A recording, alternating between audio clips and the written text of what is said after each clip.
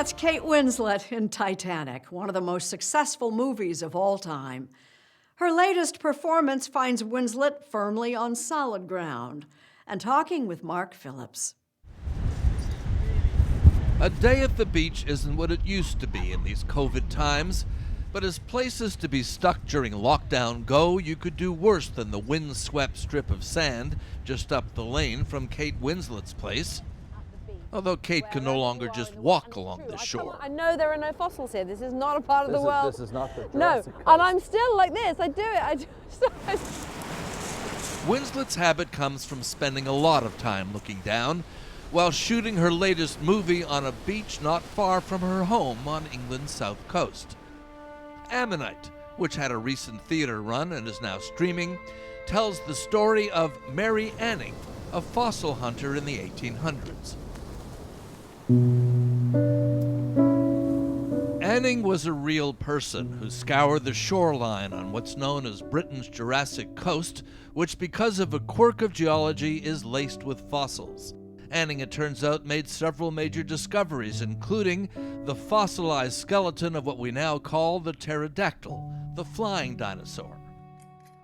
But being a woman, she wasn't credited at the time. Only men could be scientists in the 1840s. Your reputation is something I've often heard discussed in the Geographical Society in London. All the boys together? Yes, well, quite. I knew who Mary Anning was, but I knew shamefully very little about her. She was living in a patriarchal society. The world of geology and science was entirely dominated by men who would reappropriate her work and claim it as their own, actually and put some their pretty names significant on it. work, too. Yeah. In the movie, Winslet's Mary Anning is not only a repressed paleontologist, she's a repressed lesbian who has a love affair with co-star Saoirse Ronan's character. The story bends history to modern sensibilities. There's no evidence the affair ever happened.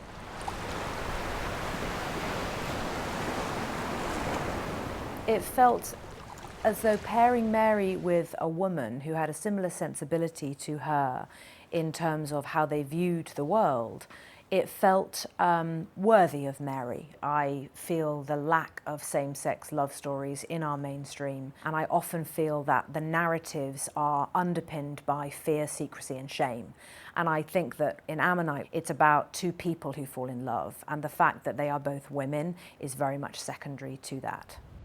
Winslet has been promoting her film close to home because of COVID travel restrictions. A socially distanced walk along the beach, an interview in an open-sided converted barn. She's kind of hoping things may have changed forever. I do definitely feel that we're all doing our bit for the environment in terms of not flying here, there, and everywhere. I mean, you would be flying everywhere, interviewing people, and it does definitely make one feel just that little bit better about just walking across the lawn and not having to pump so much crap into the atmosphere. Well, are we in a place now where you think, wait a minute, I don't have to fly to New York to do a late night talk show? Yeah, I mean, in the good old days, I remember getting on a plane, going and doing Letterman, turning around, getting on a plane and coming straight home again. And I do think those days probably are a little bit gone because it has actually been working. Actually, because of another twist of movie-making fate, Winslet saw this pandemic thing coming. We're isolating the sick and quarantining those who we believe were exposed. She had a major role in the 2011 film Contagion, where an imaginary virus runs rampant. In 72 hours, we'll know what it is, if we're lucky. Clearly, we're not lucky. When this thing first happened, did you think this is life imitating art? Yeah, I absolutely did. I was wearing a mask long before any of my friends who thought I was just crazy, who were like, hey, you're scaring us. I'd say, guys, it's coming, please. Here's a mask, here's some gloves. Yeah, here's some spray. Ammonite was shot BC, before COVID, as we now measure time. Like everyone else, Winslet wonders if that kind of life will ever return. It does feel far away, even just having a glass of wine in the hair and makeup trailer with, the girls at the end of the week. I can't fathom a world where that would be possible. Let alone the pub. Let alone a pub, which is devastating. That one was special. Kate Winslet's part in Ammonite is the type of strong, complex character she's drawn to lately. Fix it or I quit. How about that? It follows on from roles like Joanna Hoffman, Steve Jobs' assistant and conscience in the 2015 movie Steve Jobs. I called the Wall Street Journal to take out a full-page ad for today, and do you know what their sales guy said? Why bother? It'd be like notifying Macy's that tomorrow is Christmas. It goes back further to her Oscar-winning depiction of Nazi concentration camp guard Hannah Schmitz in 2008's The Reader. I was just one of the guards. She was in charge. She was! It was her idea. Of course she was.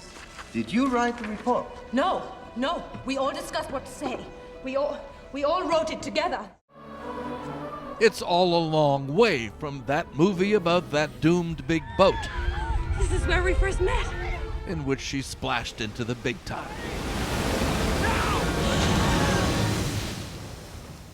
When I did Titanic, I turned 21 on that film. 21. That's a year older than my daughter, who hasn't left home yet.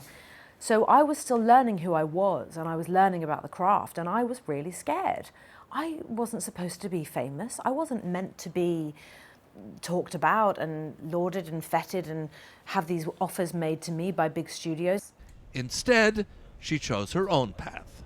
There was a lot of, are you sure? I mean, you know, these moments might not come around again. You know, are you really sure? Yeah, I'm sure. I'll make that tiny movie in Marrakesh that no one's going to see. I'm good with that. It's paid off. You know, I think it pays to be true to yourself. But I'm definitely at a time in my life where I really do feel very strongly about telling stories of unsung heroines, and also playing my part in ensuring that women aren't objectified on film as much as I feel they perhaps have been. Do you think it's changed in the old Hollywood bromide? You know, there are no parts for aging women. I'm not saying you're aging, but... Well, I am aging. Well, we're all aging. Yeah, that's fine.